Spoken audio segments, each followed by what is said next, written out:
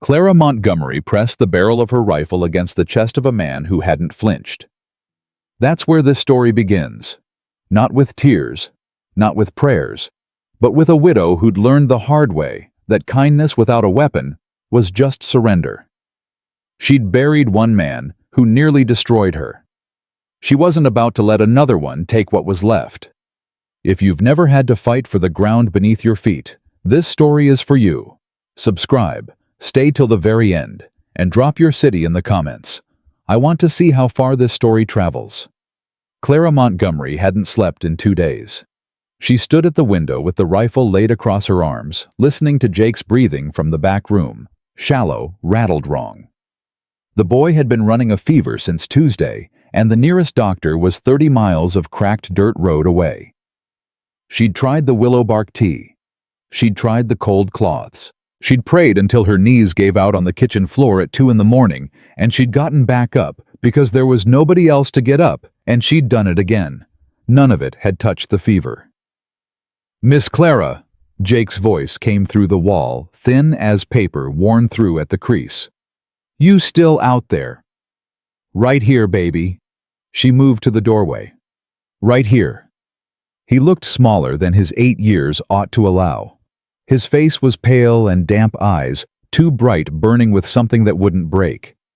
She pressed the back of her hand to his forehead and felt the heat coming off him like a stove left open on a July night.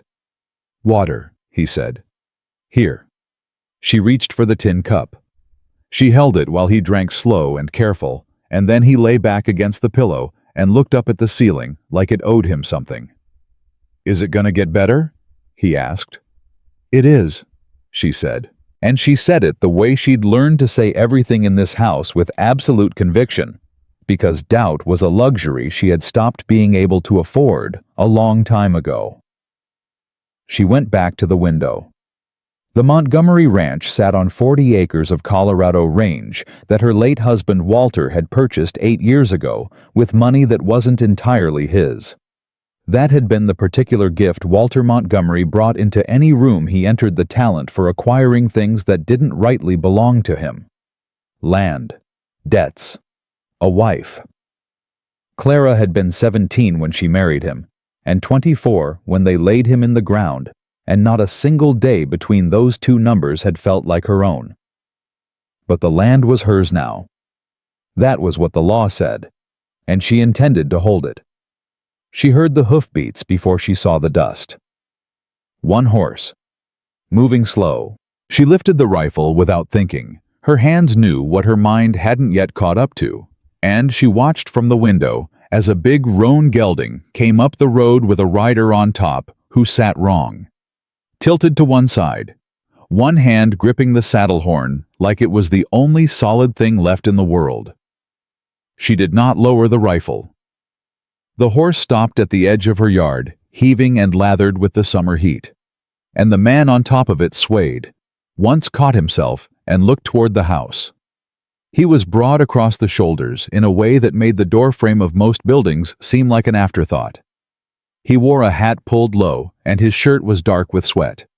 There was a bandage wrapped around his left forearm, and it was bleeding through. He didn't call out. He didn't ask permission. He just looked at the house the way a man looks at something when he has run out of every other direction. Clara unlatched the door and stepped onto the porch with the rifle raised level. "That's close enough," she said. "State your business or turn that horse around." He looked at her for a long moment. His eyes were gray and tired, not the tired of a man who needed sleep, but the tired of a man who had been carrying something heavy for a very long time. "Ma'am," he said, and his voice came out low, rough, as gravel pulled slow through a dry creek bed.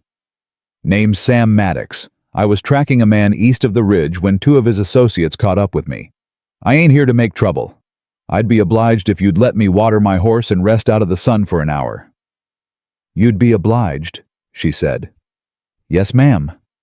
"And what man were you tracking?" A pause. His jaw shifted just barely. "Man named Harker. Rides with Victor Crane's outfit." Clara's grip tightened on the rifle. Victor Crane. The name sat in her stomach like a swallowed stone. 3 weeks ago, one of Crane's men had come to her door. Polished boots, clean hat, a letter folded crisp and delivered the kind of message a man writes when he wants you to believe he is doing you an enormous kindness while he lifts everything out of your pockets. The letter said Walter had borrowed money from Crane's land company before his death, that the debt was outstanding, that she had 60 days to settle the amount or sign the property deed over to satisfy the balance. She had not answered the letter. "You know Victor Crane," she said. "I know what he is," Sam Maddox said. "And I know what he does to land that ain't his yet." She looked at the bleeding arm. She looked at the trembling horse. She looked at this man's eyes, which had absolutely no cruelty in them, only that bone-deep exhaustion, and something underneath it that she couldn't name yet. "Water's at the trough," she said. "You can rest in the barn. You don't come in the house. You don't touch a single thing that ain't yours, and you're gone by sundown." "Understood," he said. "Thank you, ma'am." "Don't thank me," she said. "Just stay out of my way." She watched him from the kitchen window while she set the next pot of willow bark to boil. He moved slower than a man his size ought to, and she could see him favor his left side when he lifted the saddle off the roan. He let the horse drink its fill, ran his good hand down the animal's neck once, with what looked like genuine tenderness, and then lowered himself against the barn wall and went still. She stood there longer than made any practical sense. Jake called. She went. "Someone out there?" he asked. "A traveler," she said. "Passing through." He looked mean. Clara thought about Sam Maddox's eyes. "He looks hurt," she said. "Drink your tea before it cools." Jake made a face but took the cup. He was a better boy than most grown men she had known, steadier, more patient, less inclined toward self-pity. He had come to her 2 years ago after his father, a ranch hand named Eli Hartley, had been killed by a falling beam in the south barn. There had been no other family. Clara had simply kept him the way you keep a thing that has nowhere else to go. And over time, the keeping had become something so close to love that she'd stopped being able to tell the difference. "Am I gonna be okay?" Jake asked. She looked at him, this small, serious-faced boy with dark eyes and a chin that had never once backed down from anything. "You're going to be fine," she said. "You hear me? You're going to be just fine." She said it like a vow. She meant it like one, too. An hour later, she went out to the barn with the medical kit she kept for livestock and emergencies, because the frontier had a way of treating both with equal casualness. Sam Maddox heard her coming and straightened without making it look threatening, just alert. "Ma'am?" "Let me see that arm," she said. "It ain't as bad as it—" "I didn't ask for your assessment. Let me see it." He unwound the bandage slowly, and she kept her face even when she saw what was underneath. It was a knife wound. Deep, clean-edged, the kind made by someone who knew exactly what they were doing and had meant to do more damage than they'd managed. It had bled freely and gone uncleaned too long. "Who did this?" she asked. "Harker," he said. "Man I was tracking." She cleaned the wound with steady hands and a cloth dipped in the turpentine solution she kept for serious cuts. He didn't make a sound. "And what's your business with men who ride for Victor Crane?" He was quiet for a moment. She could feel him deciding something. "I used to be one of them," he said. "Not Crane specifically, but men like him. I rode with an outfit that ran land schemes across 3 territories, getting homesteaders and widows to sign over deeds, using legal language nobody without a law education could parse, and using other persuasion when the language alone didn't do it." He looked at his forearm. "I got out 4 years ago. Spent the time since trying to make right what I could. Started tracking men from the old outfits who were still running the schemes. Harker was one." Clara worked without speaking. She'd learned long ago that silence was the most honest thing you could offer a person telling the truth, because a lie always needed noise to fill the space around it. "Why are you telling me this?" she said at last. "Because you asked," he said. And because you're a woman living alone with a sick child on land that Victor Crane has already decided is going to be his, and you deserve to know exactly who you're dealing with, including me." She tied off the bandage with a clean knot. "You're telling me a man who used to run land schemes is sitting on my property asking for my hospitality?" "Yes, ma'am. That's the truth of it." "And I'm supposed to trust that?" "No," he said without hesitation. "You ain't supposed to trust anything. You're supposed to use your own judgment. I'm just giving you the honest facts to make it with." She sat back on her heels and looked at him. There was something in Sam Maddox's face that she recognized without quite being able to say why not. Guilt, not shame exactly, but the settled, worn look of a man who had made peace with having been wrong and was still quietly paying the cost of it. She knew that look. She had worn it herself in a different mirror for different reasons. "Crane sent a letter," she said. "Claims Walter owed him $300. Something moved behind Sam's eyes. That's how they start. Low enough that it feels like a real debt. But whatever Walter signed, there'll be language in it that lets Crane convert the debt into a claim on the whole property. $300 is the door. The land is what's behind it." Clara stood up and brushed the dust from her skirts. "Walter's been dead 6 months. "Crane's patient," Sam said quietly. "He waits for the widow to get tired enough to stop fighting." "I'm not tired," she said.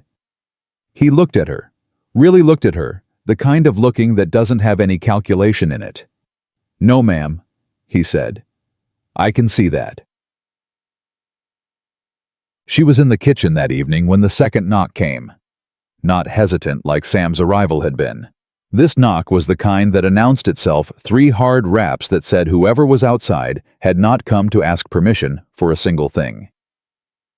Clara set down the spoon and picked up the rifle before she opened the door. The man on her porch was thin and neatly dressed, too neat for the heat, like he'd put real effort into it with a leather satchel under his arm, and the particular expression of someone who has been sent to deliver unpleasant news and has decided to enjoy the errand.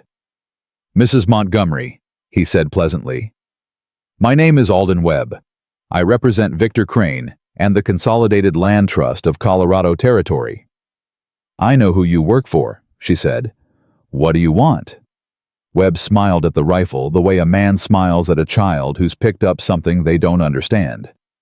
"Mr. Crane asked me to deliver a courtesy reminder. Your 60-day notice period expires in 11 days. He's a generous man. He wanted to give you every opportunity to make arrangements before the matter moves to the county court." He opened the satchel and produced a sheaf of papers. "He's also prepared to offer you a fair—" "Get off my porch," Clara said. Webb blinked. "Mrs. Montgomery, I said, get off my porch." She raised the rifle until the barrel was level with the 3rd button of his neat little vest. "And you tell Victor Crane that I've read the note. I've read every word of it. And if he thinks a widow on her own is going to roll over and sign her land away because he put the right kind of language in the right kind of document, he does not know the first thing about me." Webb stared at her for a long moment. Then he closed the satchel with a precise little snap. 11 days, Mrs. Montgomery," he said. His voice had gone very quiet and very flat, and everything pleasant had drained out of it. "Mr. Crane is a patient man, but even patient men reach their limit." "So do I," she said. "Good evening." She didn't close the door until she heard his horse moving back down the road. She stood in the doorway for a moment, after rifle still in her hands, and then she became aware of Sam Maddox, standing at the corner of the barn 15 feet away watching. "How long were you there?" she said. "Long enough," he said. "Webb's Crane's legal man.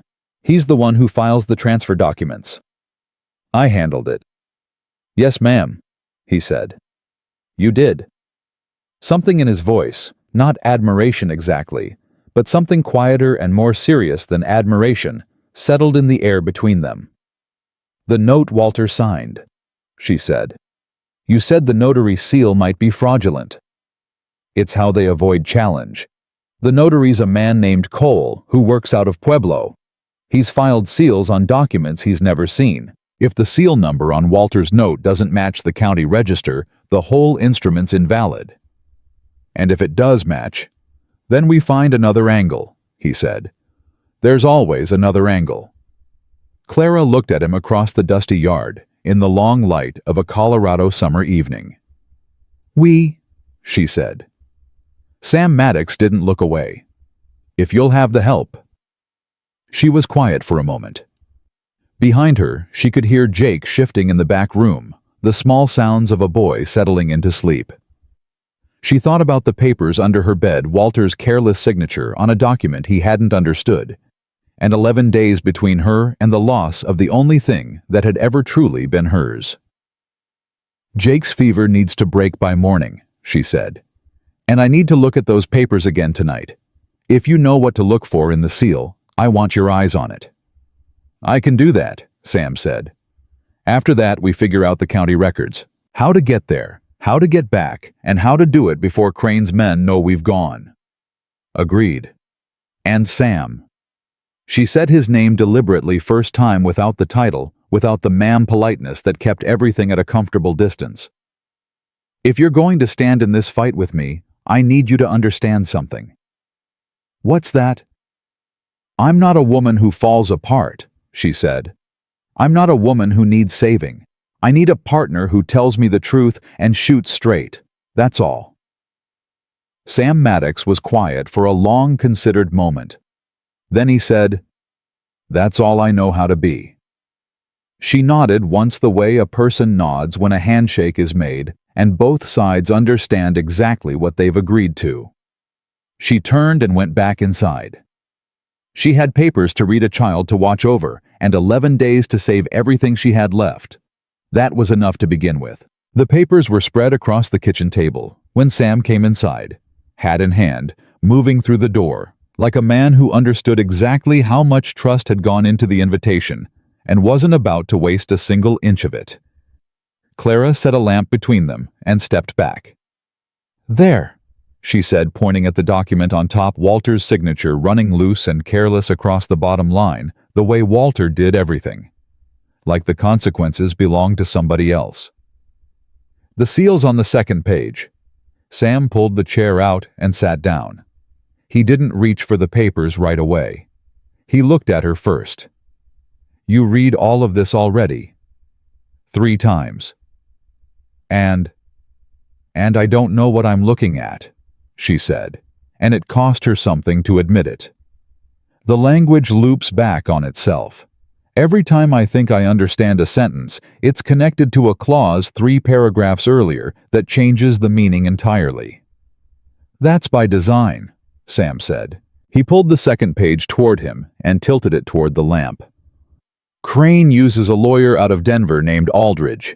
The man's a genius at making ordinary debt instruments look like debts when they're actually property transfer agreements with a default clause buried in the middle. He ran his finger slowly down the page. There. Clara leaned over his shoulder. What? Paragraph 7, subsection C. He read aloud, slowly translating the legal language into plain English as he went, and as the meaning took shape, Clara felt the blood drain from her face. He already owns it, she said. Not yet. The clause activates on default, which is the moment you miss the 60-day window without making payment. But look at the cure provision. Sam tapped the paper. Right here. Walter had the right to contest the validity of the original instrument within 90 days of execution. That window hasn't closed. Clara stared at him. When did Walter sign this? 4 months ago, week before he died. She did the arithmetic. That gives us 8 days, Sam said. Not 11. Webb gave you the wrong deadline on purpose. The legal window closes 8 days from now, and if you file a contest in county court before then, Crane's claim freezes until a judge rules on it. 8 days. Clara straightened up and pressed both palms flat on the table. What do we need to file it? Evidence that the instrument's invalid. The easiest path is the notary seal.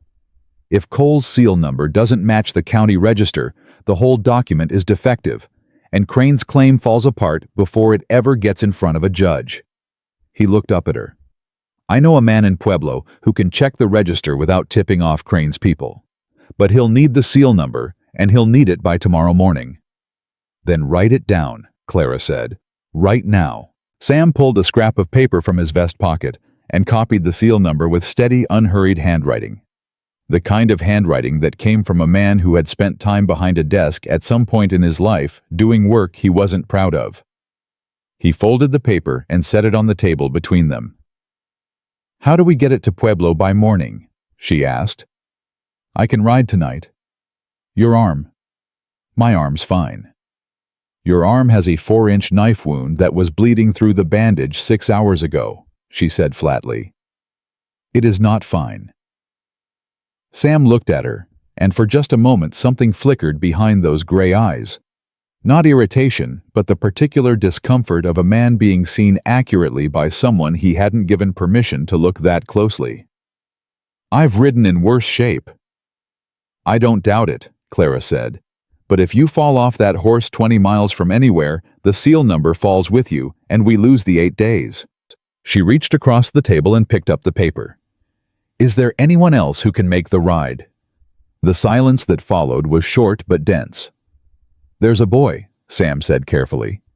Rides for the post sometimes. Young, fast, trustworthy. Goes by Cody Marsh. He boards at the Heller place 3 miles east.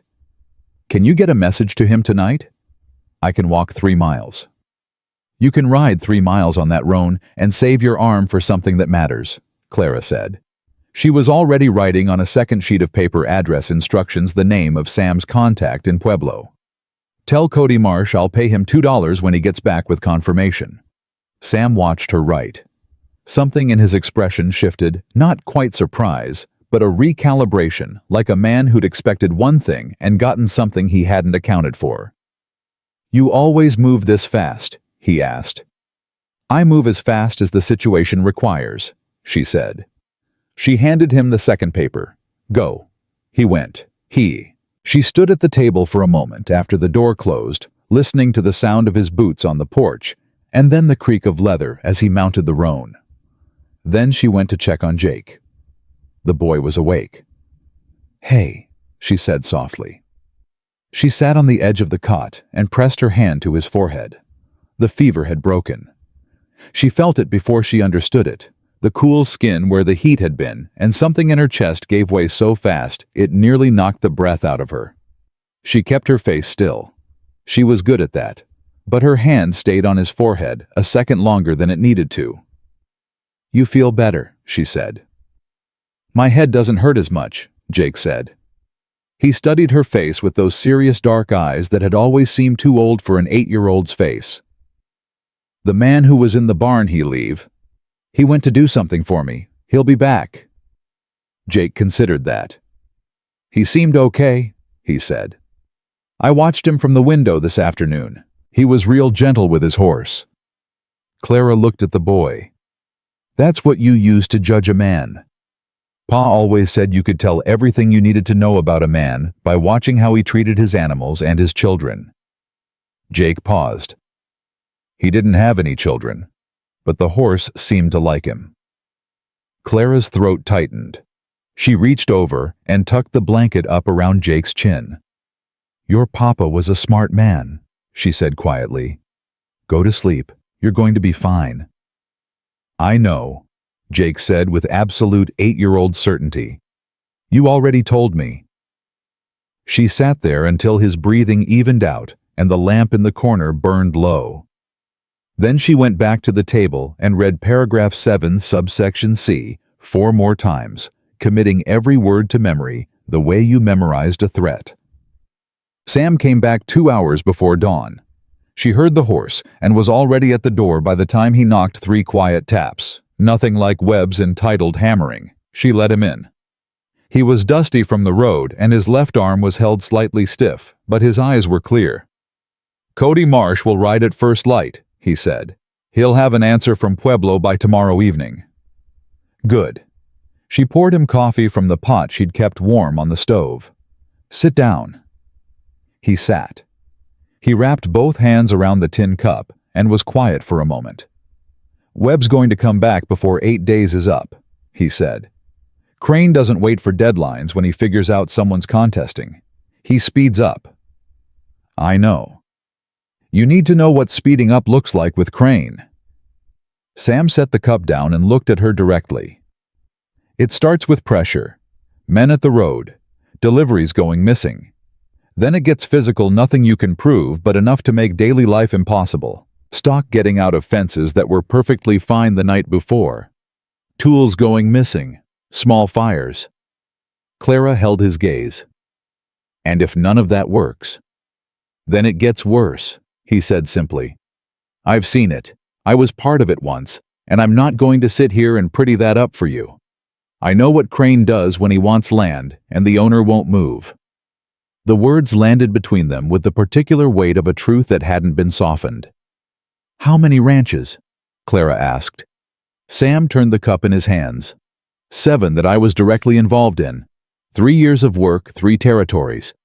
I told myself every time that I was just the legal piece, just the man who filed the paperwork, and that the things that happened after weren't my doing."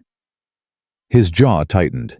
"That's a lie a man tells himself when he'd rather be comfortable than honest. I filed the papers. I knew what came next." "Why did you stop?" He was quiet for a moment.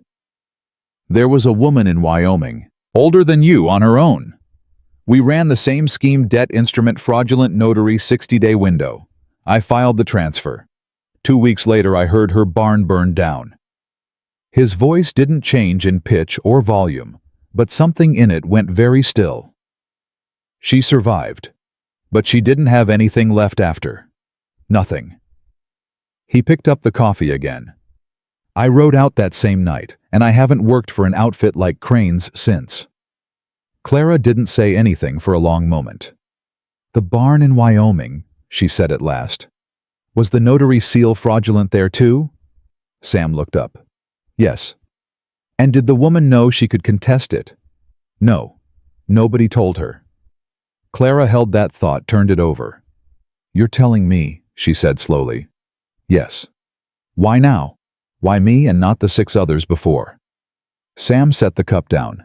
"Because I found out about your place 3 weeks ago before Crane sent Webb. I've been tracking Harker because Harker is Crane's enforcer, and Harker was heading this direction. I knew what it meant." He looked at her steadily. "I came here on purpose, Mrs. Montgomery. Not because I was passing through. I came here because I knew what was coming, and I wanted to get ahead of it."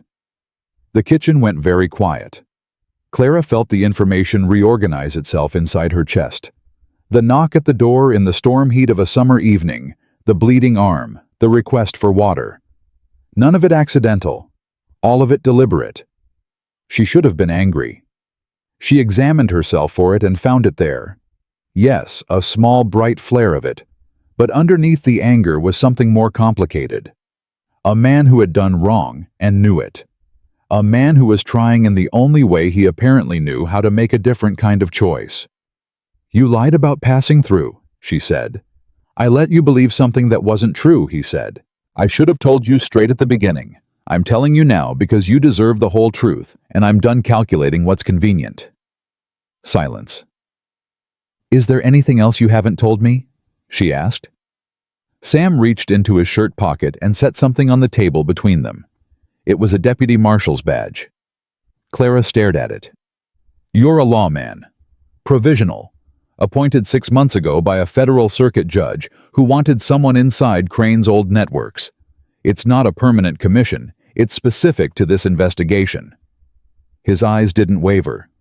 "I have the authority to file federal charges against Crane if I can establish a pattern of fraud across territorial lines. Your case could be the anchor point. 7 prior schemes documented and linked to Crane's outfit plus a fraudulent instrument filed against your property that's enough for a federal court to move." Clara looked at the badge for a long time. Then she looked at him. "You came here to use my property as evidence." "I came here to stop what was going to happen to you," he said. "What I can build from it legally, that's a separate thing, and I won't pretend it isn't. But it doesn't change what I told you. You have 8 days. The notary seal may be fraudulent, and if we move fast enough, You keep this land whether or not the federal case ever goes anywhere." She picked up the badge. It was heavier than it looked. She set it back down. "If I help you build the federal case," she said, "what does that mean for me and Jake?" "It means Crane's people know you're a witness," Sam said. "It means this gets harder before it gets easier." He paused. "But it also means federal protection once charges are filed, and it means Crane goes somewhere he can't touch another ranch or another widow after this one." Jake's voice came through the wall, small and sleepy. "Miss Clara, I want some water." Clara stood without hesitating and went to fill the cup. She brought it to Jake, held it while he drank, and when she came back to the kitchen, Sam was still sitting exactly where she'd left him, patient, still waiting, like a man who had learned the hard way that some decisions couldn't be rushed, and the best you could do was wait and tell the truth. She sat down across from him. "The notary seal first," she said. "We get Cody Marsh back from Pueblo with confirmation, then we file the contest with the county court, then we talk about the federal case." "That's the right order," Sam said. "And if Crane moves on us before Cody gets back—" Sam looked at her across the table, and his voice was quiet and absolutely certain. "Then I will be here." Clara held his gaze. There was something in those gray eyes that she hadn't seen in a very long time, maybe ever, in a man looking directly at her. Not pity, not ownership, not the particular calculation of someone deciding how useful she might be to him. It was respect, plain, uncomplicated, and real. "You should sleep," she said. "The barn's clean. There's an extra blanket on the hook by the left stall." "I'm all right." "Sam." She said it firmly. "Sleep. You can't be useful to me, or to Jake, or to your federal case if you fall over from exhaustion and blood loss."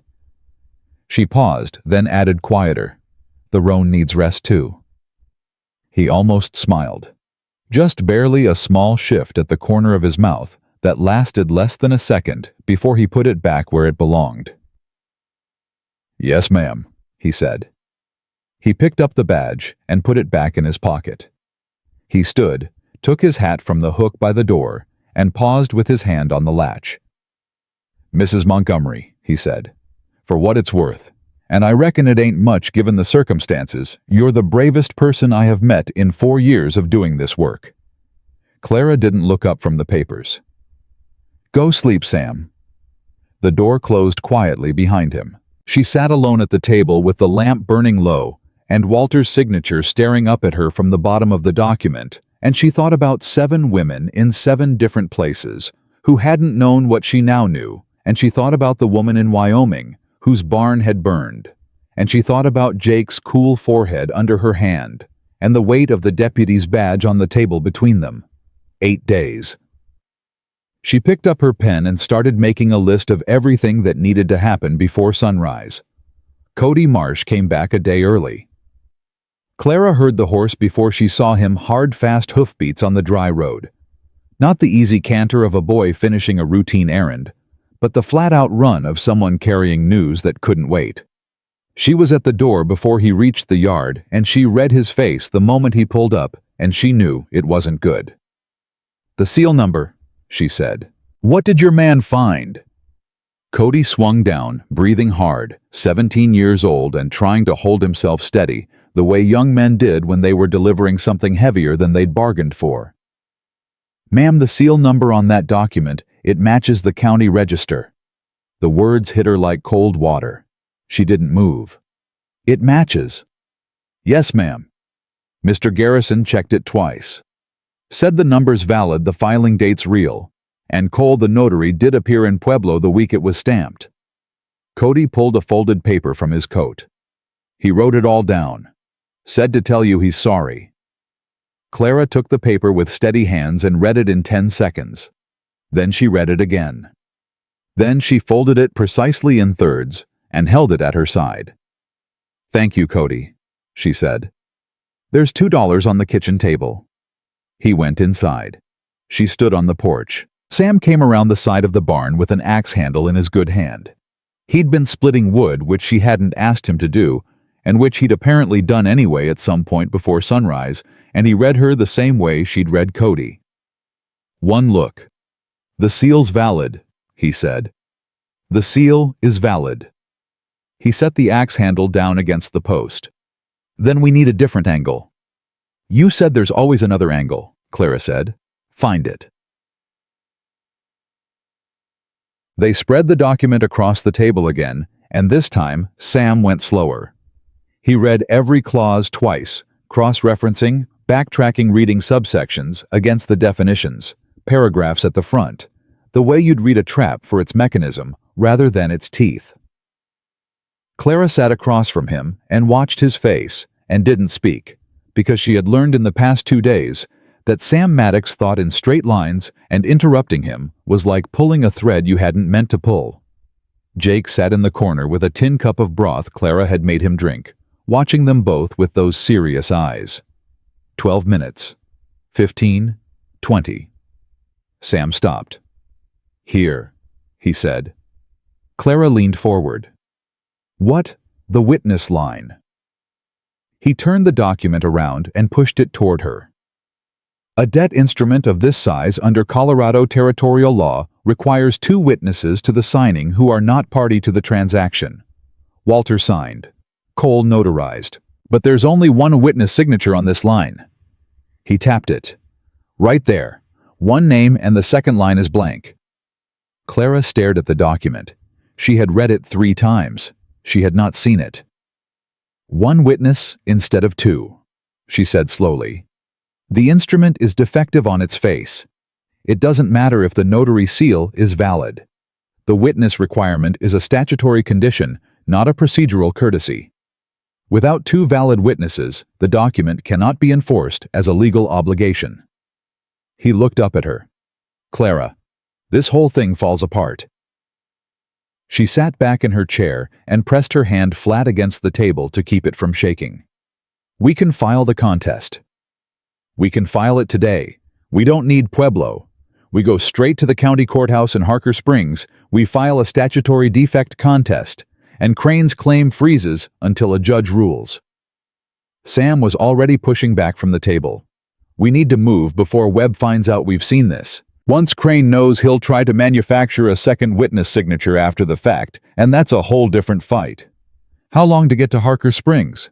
4 hours on horseback, 6 in a wagon." "Jake can't ride 4 hours," she said.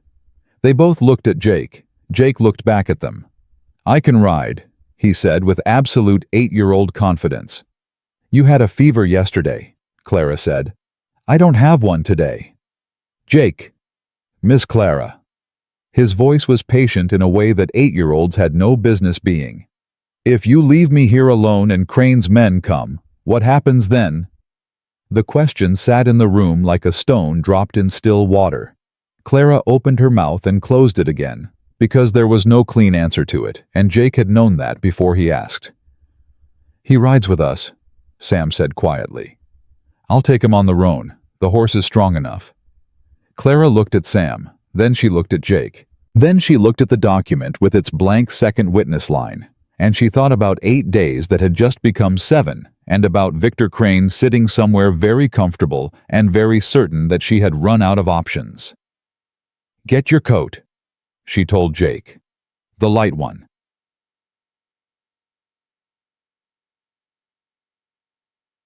They were an hour out of the ranch when Harker found them. There were 3 of them coming from the north on the cutoff road, not riding hard, just positioned, deliberately placed. The way you placed men when you already knew which direction someone would travel. Clara's hand went to the rifle before her mind caught up with the situation, and Sam's hand went to his sidearm at exactly the same moment, and for 3 long seconds nobody said anything, and the road held still. The man in the center was lean and dark-eyed with a scar along his jaw that ran from his ear to his chin in a line too straight to be accidental. He wore his gun low and his hat high, and he looked at Sam Maddox with the flat professional recognition of one dangerous man identifying another. "Maddox," he said. "Harker," Sam said. Clara watched them with the rifle across her saddle and kept her breathing even. "Word is, you're playing lawman these days," Harker said. That true. Word is accurate, Sam said. Harker's eyes moved to Clara. They moved to Jake sitting in front of Sam on the roan, and then moved back to Clara. Something in his expression shifted, not softened, but recalculated. Mr. Crane would like a word with Mrs. Montgomery, Harker said pleasantly. He's in Harker Springs as it happens.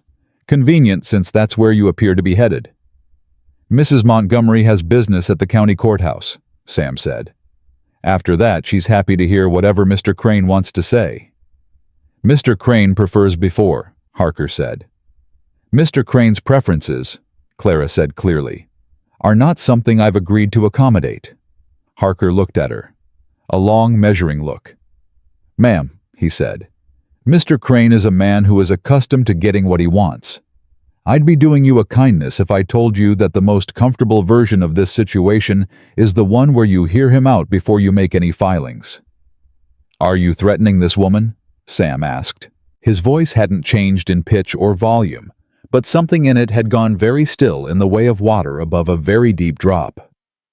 I'm offering advice, Harker said. Then I'll offer some in return. Sam moved the roan 2 steps forward, and Jake held absolutely still in front of him, and Harker's 2 men shifted in their saddles. There are 3 of you, and 1 of me, and those are odds I've worked with before. But there is also a federal provisional commission in my inside pocket, and Mrs. Montgomery's testimony, and a document in her saddlebag that establishes grounds for fraud in the original instrument.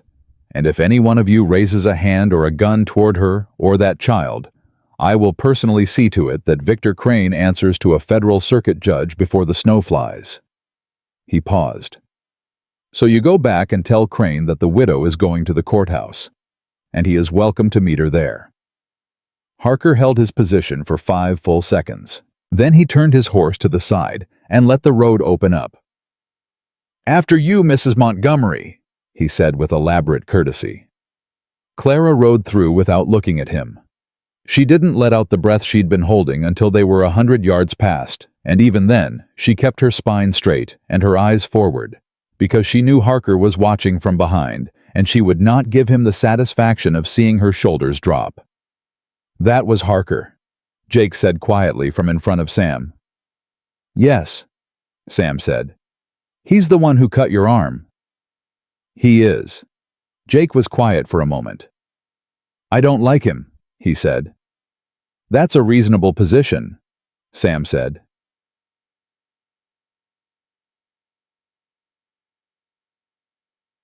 The county courthouse in Harker Springs was a 2-story building that smelled of pipe tobacco and old paper, and the clerk behind the counter was a small, precise man named Aldous Finch, who wore his glasses on the very tip of his nose and looked at the 3 of them over the tops of the frames with the expression of a man who had seen a great deal and been surprised by very little.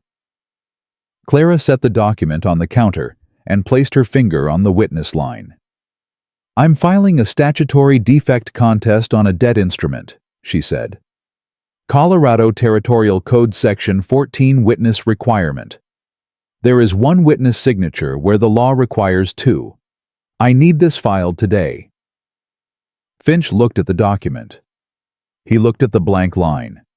He looked at Clara. You have standing as the named obligor. I am the widow of the signatory in possession of the original property and the named party on the transfer clause, she said. Yes.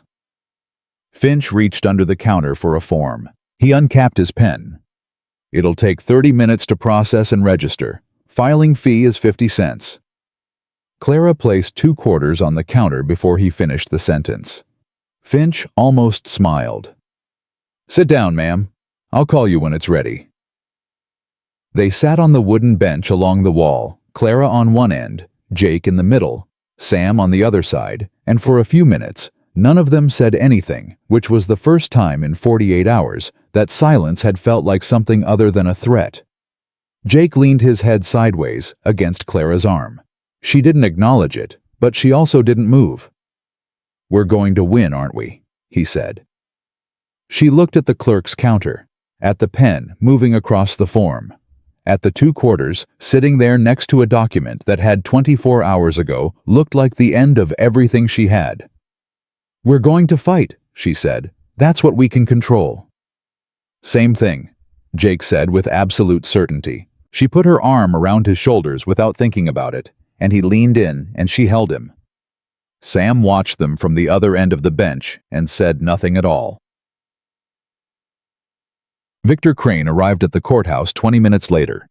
She had known he would come. Harker would have ridden fast, and Crane was not a man who waited for reports. He walked through the door like a man who owned the building because he probably did, and he was nothing like she'd imagined. He was 60 maybe, with white hair and a well-cut coat, and the face of a grandfather soft around the jowls, pleasant in the eyes, the kind of man who shook hands at church and remembered people's birthdays. He looked at Clara, and he smiled. "Mrs. Montgomery," he said warmly, like she was a friend he was surprised and delighted to run into. "I'm so glad I caught you. I was worried you'd gotten the wrong impression from Mr. Webb's visit." Clara stood up. "Mr. Crane." "Please." He held up one hand, no weapon, just a well-manicured gesture of peace. "I think there's been a misunderstanding. I'm not an unreasonable man. I have no interest in taking anything that isn't rightfully owed to me. If you'll simply sit with me for—" "The filing is already in process," Clara said. Crane's smile didn't disappear. It just became a different kind of smile. "I beg your pardon. The statutory defect contest on the debt instrument your office filed against my property. It's being processed right now." She held his gaze. "The document requires 2 witnesses. It has 1. The instrument is invalid on its face." The warmth in Crane's eyes cooled by 2 degrees, just enough to let her see what was underneath it. "That's a very aggressive interpretation of the statute," he said carefully. "It's the only interpretation," Sam said. He had stood up from the bench and was now beside Clara, and he was a great deal larger than Victor Crane, and they both knew it. "And the circuit judge who appointed me would agree." Crane looked at the badge Sam produced.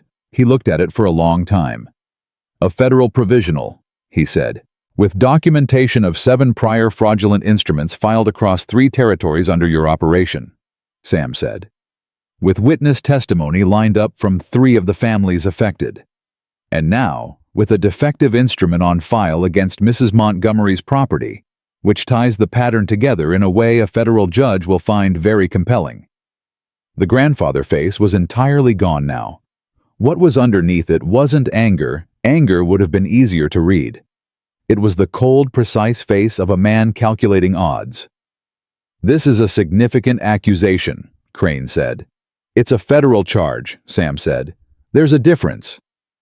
"You have no guarantee a judge will—" "The filing is done," Finch called from behind the counter. Every head in the room turned. The clerk held up a stamped form, without looking up from his ledger, utterly indifferent to the drama that had just unfolded 6 feet from his desk. "Contest is registered. Case number 44-19. Parties will be notified of the hearing date." Clara walked to the counter and took the form from Finch's hand. She turned around. Crane was looking at her with an expression she couldn't quite name. Not rage, not respect exactly, but something in between, the face of a man encountering an obstacle he had genuinely not factored into his planning. "The land is mine, Mr. Crane," Clara said quietly. "It was my husband's, and now it's mine, and I'm not signing it away, and I'm not going anywhere." She folded the form and put it inside her coat. "And if you put one man on that road between here and my property before this case is settled, I will tell the federal court every single thing I know." Crane was still for a long moment. Then he picked up his hat from the bench where he'd set it, turned it once in his hands, and placed it back on his head with the deliberate care of a man making a decision. "We'll let the court decide," he said. His voice was pleasant again, but it was the pleasantness of a man who had not yet played all his cards and knew it. He walked out. The door closed behind him. Jake exhaled from the bench and said very quietly, "Wow." Clara looked at Sam. Something in her chest was moving too fast. Relief, fear, the particular vertigo of having gone all in and not yet knowing if it had been enough. "He's not done," she said. "No," Sam said. "He's not done." "What happens now?" Sam looked at the door Crane had walked through, and his jaw was set and his eyes were quiet, and there was no uncertainty in his face at all. "Now we make sure everything we told him we have," he said, "we actually have. Because when Crane goes back to his office tonight, he's going to find every legal angle there is, and he's going to try to collapse this before the hearing date." Clara looked at the stamped form inside her coat. 8 days had become 7, had become 1 afternoon at a clerk's counter, and the contest was filed, and Crane knew they were coming. "Then we start tonight," she said. "Tonight," Sam agreed. Jake stood up from the bench, still slightly pale from the fever, but entirely upright, and he looked at both of them with those ancient, steady eyes. "Can we eat first?" he asked. "I'm real hungry." Clara looked at him, then at Sam. Then something unlocked in her chest just for a second, and she almost laughed. The sound came out smaller than a laugh and larger than a breath somewhere in between, and it surprised her. "Yeah, baby," she said. "We can eat first."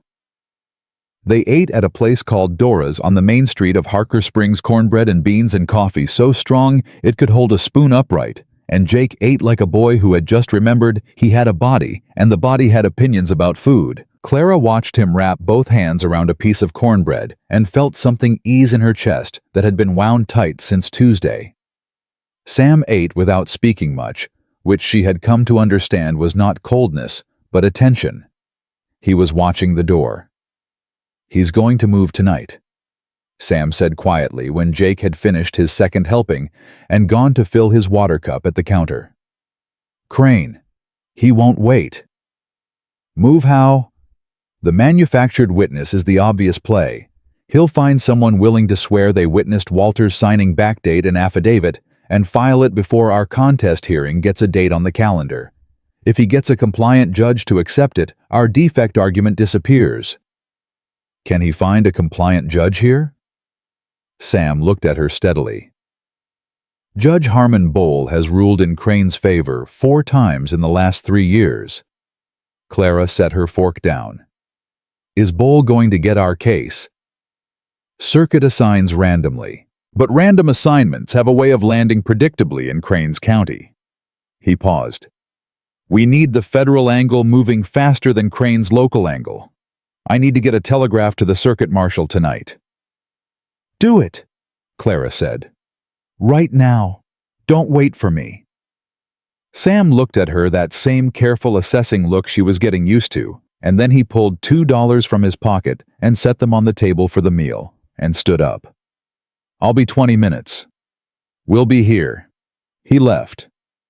Jake came back with his water cup and sat down and watched Clara with those serious eyes. "He went to do something important," Jake said. "Yes." "About Mr. Crane?" "Yes." Jake turned the cup in his hands. "Miss Clara, are we going to have to leave the ranch?" She looked at this boy. 8 years old, had lost his father to a falling beam, had spent 2 days burning with fever, had ridden 4 hours on a borrowed horse to a courthouse in a strange town without a single complaint. And she thought about what it meant to tell the truth to a child versus what it meant to protect one. And she decided, as she always did, that Jake deserved the same honesty she'd want for herself. "Not if I can help it," she said. "And I can help it quite a lot." Jake nodded slowly. "Pa used to say the ranch was the only honest thing Mr. Montgomery ever did." Clara absorbed that. "Your papa was a perceptive man." "He said you were the only honest thing too," Jake said simply, and went back to his water. Clara stared at the table for a moment. Then she picked up her fork again because there was nothing to say to that, and she wasn't about to cry in a diner in Harker Springs in front of an 8-year-old who was handling himself better than most adults she knew. Sam came back in 18 minutes. He sat down and his face told her something before his mouth did, not bad news but complicated news, which was sometimes worse. "I reached Marshal Deacon's office," he said. "He's 2 days out from Denver. He's coming, but 2 days is 2 days. And in 2 days, Crane can do a great deal," Clara said. "Yes, but there's more." Sam lowered his voice. "Deacon's deputy told me something. Crane knows about the federal commission. He's known for 6 weeks. Someone in the circuit marshal's office told him. The words landed quietly and did the damage quietly, the way the worst things always did. Someone in the marshal's office, Clara repeated. Which means Crane has been one step ahead of this investigation since before I ever rode up your road. Sam's jaw was tight. It means the 7 prior cases I've documented, he's had time to prepare counter-narratives for every one of them. It means the witnesses I was counting on may have been approached already. Does it mean he knows who the witnesses are? It means he might. Clara looked at Sam. You said 3 families, the ones with testimony lined up. The Briggs family in Wyoming, the Castillo family in New Mexico, and a man named August Pruitt in Kansas. Sam's voice was even, but his eyes weren't. If Crane's people have gotten to any of them. Have you had contact with them recently? Not in 3 weeks. I've been tracking Harker. Can you reach them by telegraph? Pruitt maybe. The others are too remote. Clara stood up. Then you telegraph Pruitt tonight and tell him to write down everything, dates, names, every detail of what Crane's outfit did to his property, and to send it directly to Deacon's office in Denver, not through the local circuit. She pulled her coat on. And tomorrow morning, we ride back to the ranch, because if Crane knows you've been building a case, the ranch is where he'll move first. Sam stood up. Clara. She stopped. The man in the marshal's office, he said. I don't know who it is, which means I can't guarantee what I telegraph tonight stays private. She held his gaze. Then word it carefully. I can do that. And Sam. She held his eyes for a moment longer than strictly necessary. You didn't know about the leak. That's not a failure. That's just the situation. He held very still. You're being generous. I'm being accurate, she said. There's a difference. Let's go. Men. They stayed the night at a boarding house 2 streets from the courthouse, Jake, in a small room off the hall. Clara and Sam on opposite ends of the same corridor, which was the arrangement of people who trusted each other inside a situation that was still too raw for anything more than that. Clara lay awake on the narrow bed and listened to the town settle into silence and thought about the leak in the marshal's office and what it meant in practical terms. It meant Crane had always been playing a longer game than Sam had realized. It meant the 7 documented cases, the pattern of fraud, the federal charges. Crane had 6 weeks to find holes in every piece of it. 6 weeks to make witnesses uncomfortable. 6 weeks to ensure that the case, when it finally went in front of a federal judge, arrived already damaged.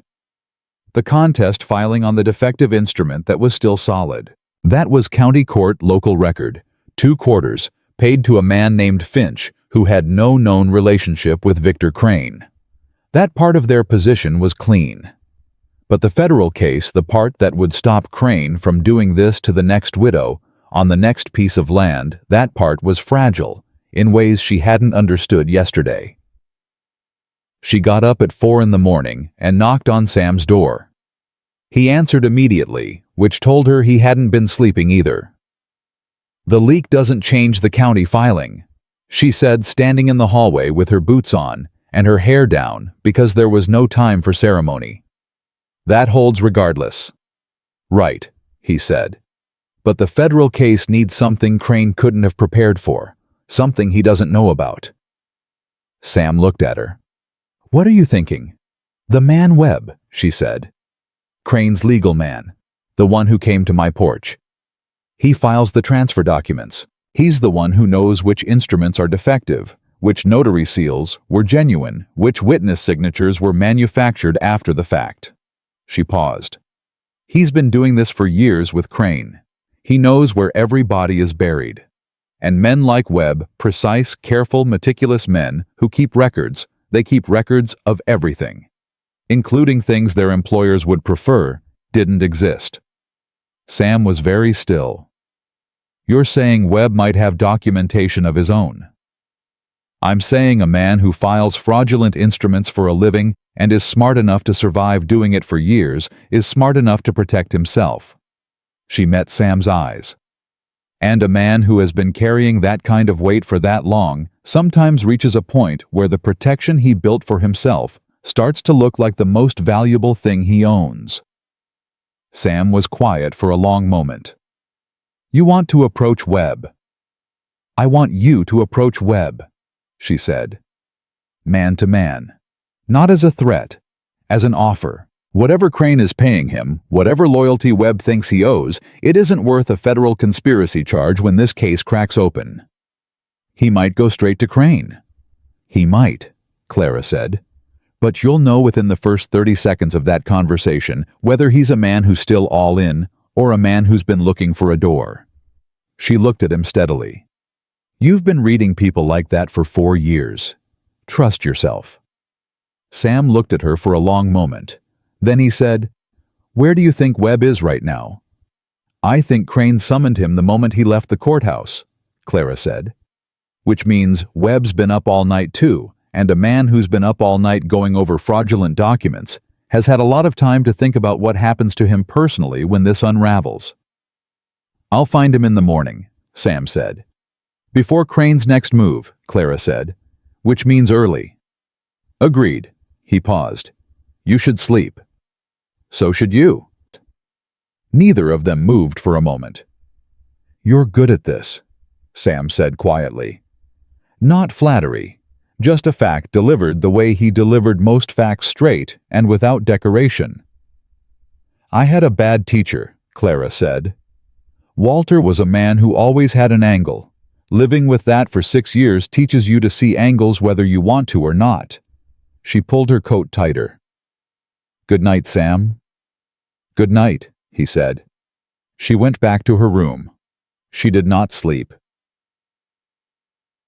Sam found Webb at 6:45 in the morning at a table in the back of a restaurant called the Silver Fork, alone with a cup of coffee and the particular expression of a man who had spent the night doing arithmetic and didn't like the sum. Sam sat down across from him without being invited. Webb looked up. "Mr. Maddox," Webb said carefully. "Mr. Webb." Sam set his hat on the table. "You look like a man who hasn't slept." "I might say the same." "I've had worse nights," Sam said. "How long have you been with Crane's operation?" Webb's eyes went cautious. "I'm not sure this is a conversation I should be having." "Probably not," Sam said. "But I think you're having it anyway because you're a smart man, and smart men understand when a situation has changed." He leaned forward slightly. "The federal commission is real. Marshal Deacon is 2 days out. The Montgomery contest is filed and registered at the county courthouse, and there's nothing Crane can do to unfile it without committing additional fraud in front of a clerk who's already seen Clara Montgomery's face." He paused. "The only question left is who goes down with Crane when the federal case lands and who had the good sense to step away from the table before the cards were shown." Webb looked at his coffee cup. His jaw moved once like he was working something over in his back teeth. "I file documents," Webb said. "I'm a legal instrument. I don't make policy." "The law doesn't always agree with that distinction," Sam said, "particularly federal law." Silence. "What is it you think I have?" Webb asked, and the question itself was an answer, because a man who truly had nothing doesn't ask the question that way. "I think you have records," Sam said. "Complete ones. The kind a careful man keeps when he's working for someone who would throw him to the wolves without blinking. Dates, document numbers, names of manufactured witnesses, correspondence between Crane and the notary in Pueblo." He held Webb's gaze. "I think you have enough to make the federal case airtight. And I think you've been carrying it as insurance for a long time, and you're tired of carrying it." Webb was very still. "If I give you what I have," he said slowly, "what happens to me?" "I can't make promises that aren't mine to make," Sam said. "But I can tell you that a cooperating witness in a federal fraud case is treated very differently from a co-conspirator. And I can tell you that Deacon is a fair man who values documentation over arrests." He paused. "You'd walk away." That's not a guarantee, it's what I believe based on 4 years of knowing how Deacon works. Webb turned his coffee cup in small, precise circles on the table. There's a strongbox, he said at last, at my office. 7 years of records, every instrument, every correspondence, every payment to Cole the notary, every name of every person who signed a false witness affidavit, and what they were paid. His voice was completely flat, like a man reading from a ledger. The Montgomery instrument is in there. Along with the instruction Crane gave me regarding the missing witness line, he told me to file it anyway and manufacture the second signature before the 60-day window. I haven't done it yet. Sam held completely still. He gave you that instruction in writing. Crane never does anything in writing, Webb said. But I wrote it down myself the day he told me. I write everything down.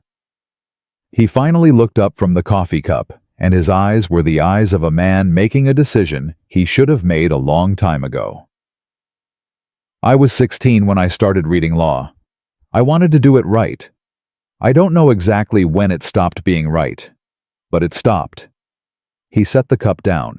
I'll give you the strongbox. Sam reached across the table and picked up his hat. Then let's go get it, he said. Right now, before Crane's men get to your office first. They were back at the boarding house by 8:30 in the morning with Webb's strongbox, and Clara sat on the floor of her room with the lid open, and 7 years of Victor Crane's operations spread around her in neat, meticulous folders that smelled of pipe tobacco and old ink.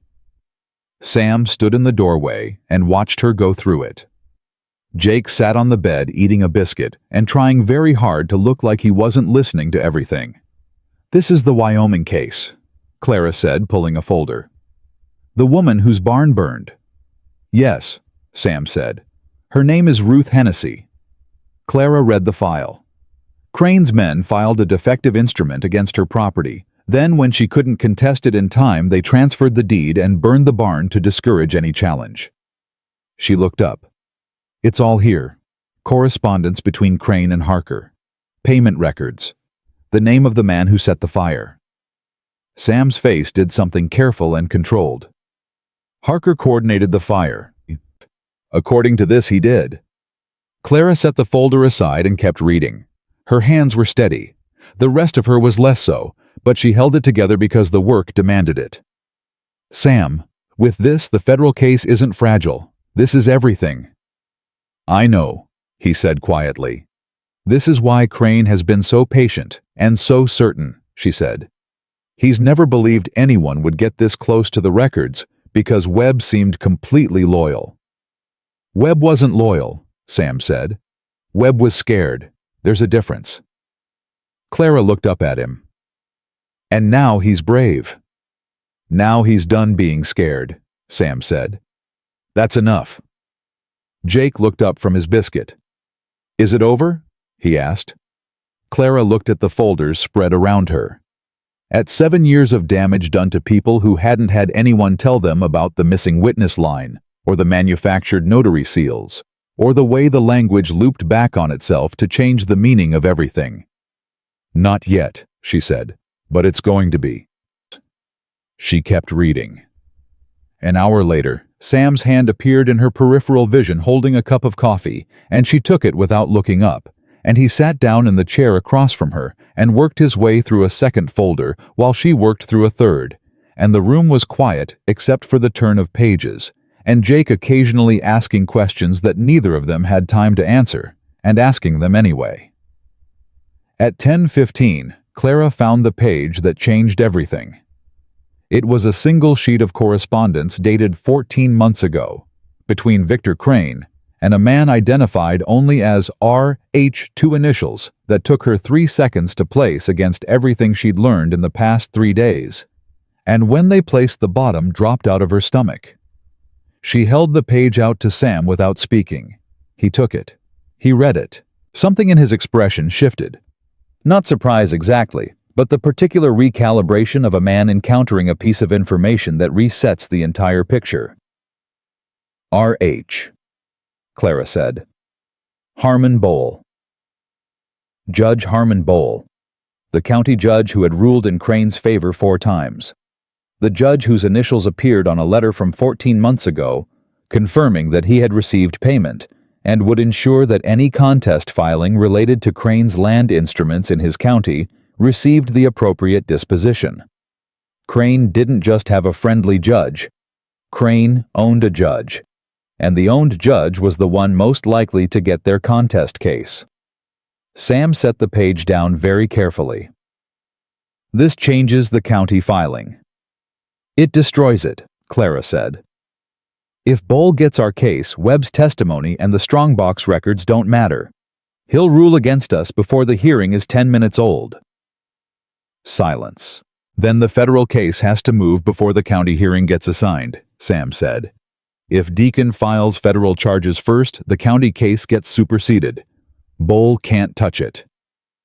Deacon is 2 days out. Yes. And the county hearing could be assigned any time.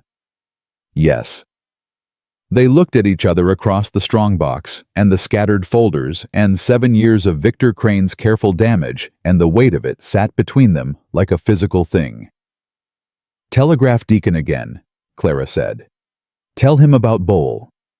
Tell him we have Webb's records and correspondence, including evidence of judicial corruption.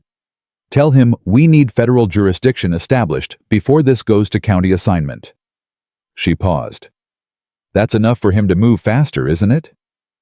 It should be, Sam said. Judicial corruption escalates the priority. Then go, Clara said. Right now. Sam stood. He picked up his hat.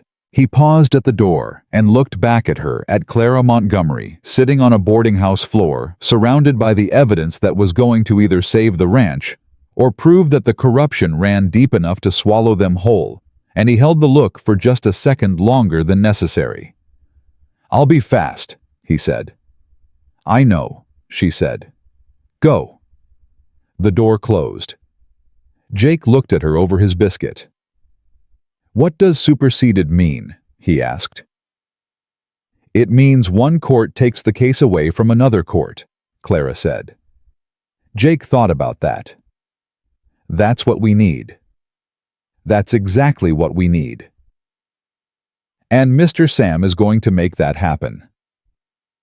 Clara looked at the page with RH's initials and Crane's handwriting, and 14 months of bought justice sitting there in black ink like a wound that had been hiding under clean bandages.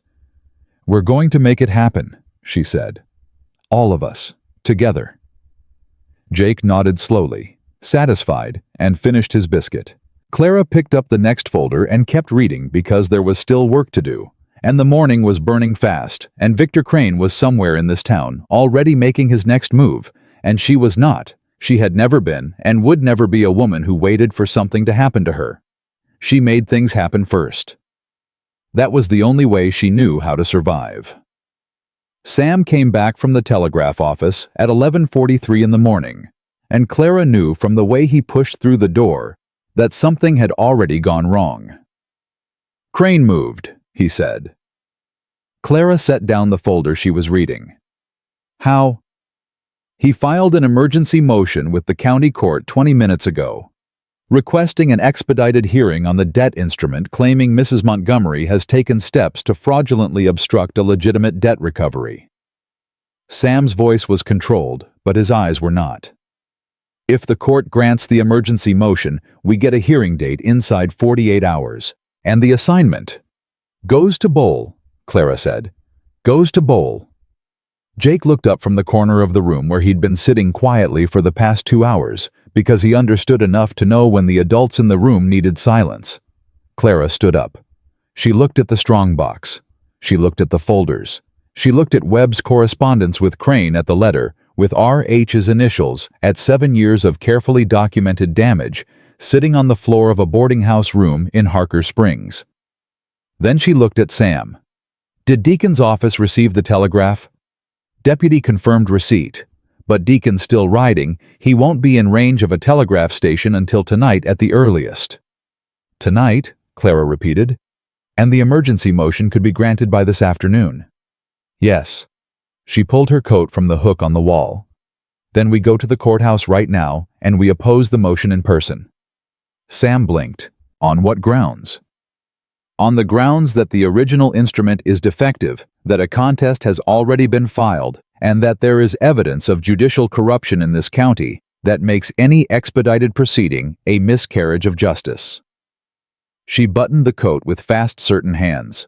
"I'll stand up in that courtroom and say every word of it out loud, in front of whoever's listening, and if Bowl is on that bench, I will look him in the face and say his initials and let him decide what he wants to do next." Sam stared at her. "Clara, that's the only move we have," she said. "If we sit here and wait for Deacon Crane gets his expedited hearing, Bowl rules against us, the deed transfers, and the federal case becomes a case about a piece of land that already belongs to Crane." She looked at him steadily. "The only way to stop this is to make enough noise inside that courthouse that everyone in this town knows what's happening. Crane operates in the dark. We drag him into the light." The room was very quiet. "You could be held in contempt," Sam said, "for telling the truth, for making an accusation against a sitting judge without—" "I have the letter," Clara said. "I have his initials on a payment confirmation in Victor Crane's own correspondence. That's not an accusation, that's evidence." She picked up the letter from the floor, handled it the way you handle something irreplaceable, and folded it into her inside coat pocket. "Are you coming?" Sam looked at her for one long moment, the look of a man who has spent 4 years calculating risk, and is now watching a woman who has spent 6 years surviving outright skip the calculation and go straight to the only move that matters. He picked up his hat. "Jake," he said, "stay in this room. Lock the door. Don't open it for anyone but me or Miss Clara." Jake nodded with the seriousness of a boy who had long ago understood that some instructions were not negotiations. "Yes, sir." Clara was already in the hallway. The Harker Springs County Courthouse was not a large building, but it carried the particular authority of a place where people's lives got decided, and the clerk Finch looked up over his glasses when Clara came through the door moving like she had somewhere to be, and God help whatever was in her way. "The emergency motion filed by Consolidated Land Trust of Colorado Territory," she said, reaching the counter. "Has it been assigned to a judge?" Finch consulted his ledger. "Motion received at 11:22. Assignment pending clerk review." He looked at her. "Mrs. Montgomery." "Yes." She set her hand flat on the counter. "I am here to formally oppose the motion in person on record, and I am requesting that the assignment be withheld pending a federal proceeding that supersedes county jurisdiction." Finch removed his glasses entirely and looked at her with both eyes unfiltered. "That's an unusual request." "It's an unusual situation," Sam said beside her. He placed his federal commission on the counter. "Deputy Provisional Marshal, Federal Circuit. Mrs. Montgomery is a material witness in an active federal fraud investigation. Any county proceeding that forces disposition of the contested property prior to federal case resolution constitutes interference with a federal inquiry." Finch looked at the commission. He looked at Clara. He put his glasses back on. "I'll need to bring the duty judge in to rule on the conflict question." "That's all I'm asking," Clara said. Finch disappeared into the back. Sam leaned against the counter beside Clara and spoke quietly. "If the duty judge is Bowl, then we find out right now what he does when he's in the room with the letter," Clara said. Her voice was even. Her hands at her sides were not. She laced her fingers together and held them still. The back door opened. The man who came through it was not Harmon Bowl. He was younger, 40 maybe, with a sharp face and the posture of a man who had earned his position through work rather than arrangement. He carried a folder under his arm and a look of focused attention that had nothing comfortable or pre-decided in it. "Judge Randall Holt," Finch said quietly by way of introduction, and something in the sound of that name, unfamiliar, unbought, not the name they'd feared, moved through Clara, like a breath she hadn't known she was holding. "Mrs. Montgomery," Judge Holt said. He looked at the commission Sam had placed on the counter. and Deputy Provisional Marshal Maddox. He opened the folder. I've reviewed the motion filed by Consolidated Land Trust and your existing contest filing. Walk me through the federal claim. Sam walked him through it in 6 minutes, concise and precise. The 7 prior cases, the documented pattern, the fraudulent instruments, the manufactured witnesses, Webb's records. Clara watched Holt's face the entire time. He did not interrupt. He did not look skeptical. He listened the way a man listens when he is building something from the information being given to him. When Sam finished, Holt looked at Clara. You have Webb's records in your possession. At the boarding house, she said. I can produce them within 15 minutes. And this correspondence you mentioned implicating a named party in an arrangement with the land trust. Clara reached into her coat and placed the letter on the counter. Holt picked it up. He read it. He read it again. His face did not change in any dramatic way, but something behind his eyes went very hard and very still. The initials are H, he said carefully. I believe they refer to Randall. Sam started. Harmon, Clara said, watching Holt's face. Harmon Bowl. Holt set the letter down. He looked at it for the moment with the expression of a man who has just found something in his own house that he didn't put there and does not intend to leave where he found it. The emergency motion filed by Consolidated Land Trust is denied, he said. His voice was absolutely flat and completely final. The existing contest filing stands. I am issuing a judicial hold on any property disposition related to the Montgomery Ranch, pending resolution of both the county contest and the federal proceeding. He picked up the letter. And I am opening a separate inquiry into the conduct of Judge Harmon Bowl, effective immediately. Clara gripped the edge of the counter and did not allow herself to make a sound. The federal marshal, Holt said, looking at Sam. When does he arrive? Tonight or tomorrow morning, Sam said. Tell him to come to me first. Holt gathered the papers with precise, economical movements. I want the full Webb records on my desk before end of business today. He looked at Clara one more time, and there was something in his face that wasn't pity and wasn't admiration, but was somewhere between the two, a recognition maybe of what it had cost to walk through that door and say what she'd said out loud. Mrs. Montgomery, your property is protected. You have my word on that. Clara met his eyes. Your word and a judicial hold, she said. Something shifted briefly in Holt's face. Your word and a judicial hold, he agreed. He went back through the door. Finch looked over his glasses at Clara. Will there be anything else, ma'am? No, she said. Thank you, Mr. Finch. Good day, ma'am, he said, and went back to his ledger, like the last 20 minutes had been a routine Wednesday morning, which perhaps for Aldous Finch they had been. Clara turned from the counter. Sam was beside her, hat in hand, and for a moment they just looked at each other in the middle of the empty courthouse hallway. Bowl didn't get it, Sam said. No, she said. Holt is clean? Apparently. Clara. His voice went quiet. You did that. You walked in here with the letter, and you said it out loud, and you did that. She felt something move through her. Not triumph, not quite, but something close to it and more solid. The feeling of ground that holds when you finally stop expecting it to give way. We did it, she said. Now let's go get the strongbox before Crane figures out what just happened. They were halfway back to the boarding house when Harker stepped out of the alley. He wasn't alone. There were 2 men behind him, and he held no weapon visibly, but his hand was close to his hip, and the 2 men behind him were positioned with the particular deliberateness of people who had been told where to stand. Maddox, Harker said. Crane wants a word. Crane can have a word in front of Judge Holt, Sam said without breaking stride. That's not the kind of word he means. Sam stopped. He turned to face Harker fully, and he put himself slightly in front of Clara in a way that was neither dramatic nor hesitant, just the instinctive geometry of a man placing his body between a threat and someone he intended to protect. You want to think carefully about what you're doing right now, Sam said.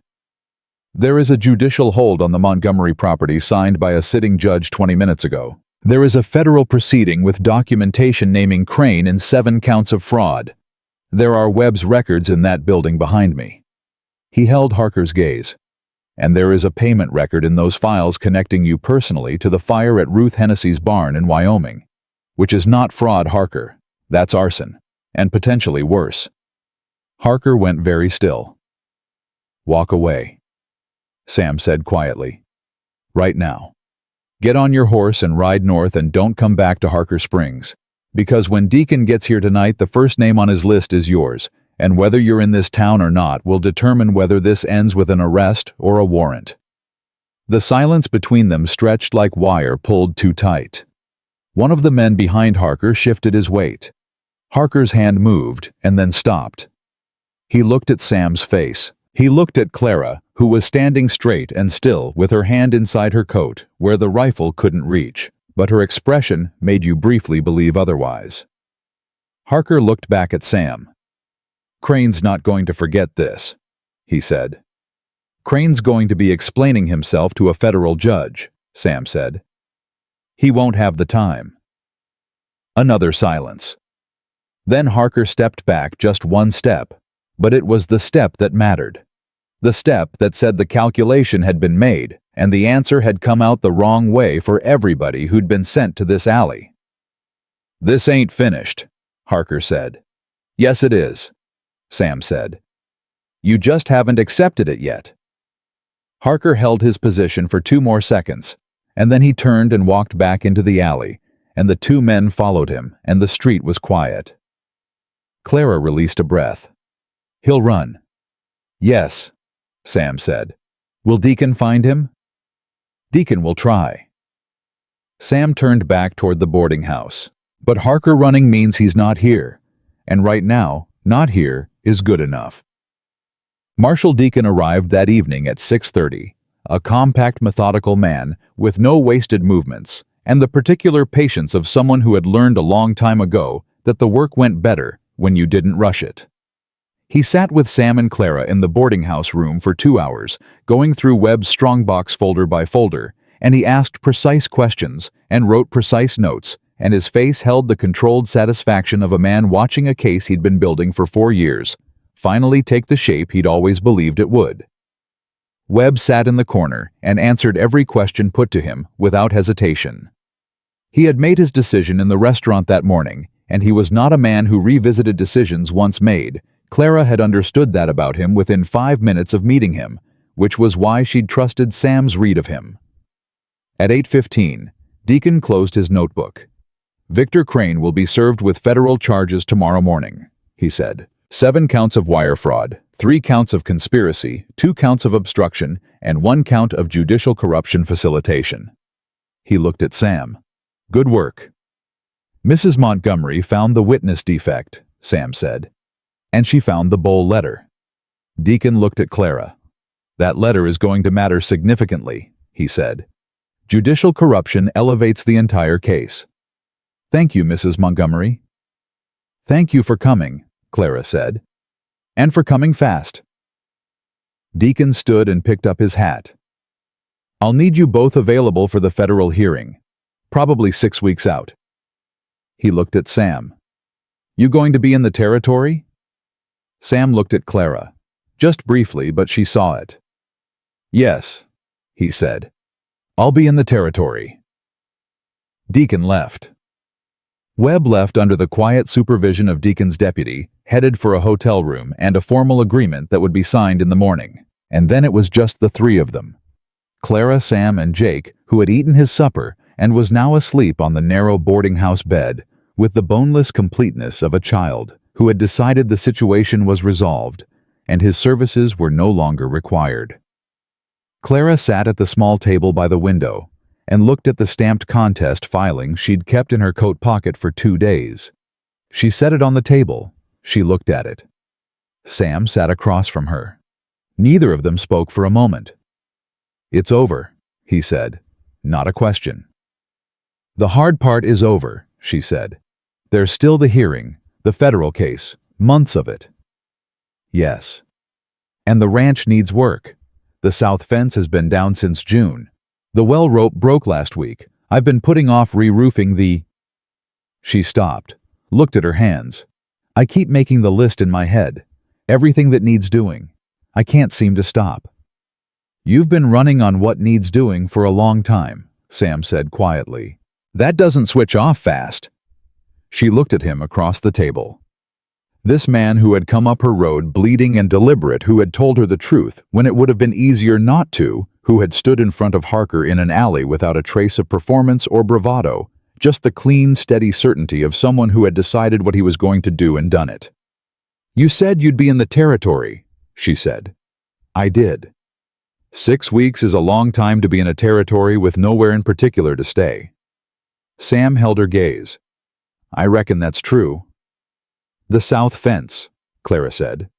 "It's a 2-person job. I've been putting it off because I couldn't manage it alone." Something in Sam's eyes, something quiet and careful and genuine, shifted in a way she recognized now because she'd been watching his face for 3 days, and she knew what it looked like when he was about to say something true. "I'm good with a fence post," he said. "I know," she said. "I've seen how you work. And I don't take up much room." "The barn's clean," she said. "Jake's already decided the roan likes it there." Sam was quiet for a moment. Then, "Clara, I need you to understand something before you say anything else." "All right. I'm not a settled man by nature. I've been moving for 4 years, and before that I was doing work I'm not proud of. The ranch, the kind of life that means I don't know with certainty that I know how to do it." He looked at her directly, the way he always did. No softening, no calculation. "I'm not offering you something I can't deliver. I'm only offering what I know I have." Clara looked at him for a long, quiet moment. "Sam," she said, "I buried a man who promised me the world and gave me 6 years of surviving him. I'm not asking you for the world." She folded her hands on the table. "I'm asking if you can be honest, if you can work, if you can be kind to a boy who lost his father and deserves better than an empty chair across the breakfast table." "Yes to all 3, he said. No hesitation. "Then that's enough," she said. "That's more than enough." Jake's voice came from the bed, sleepy and only partially awake. "Are you two going to talk all night?"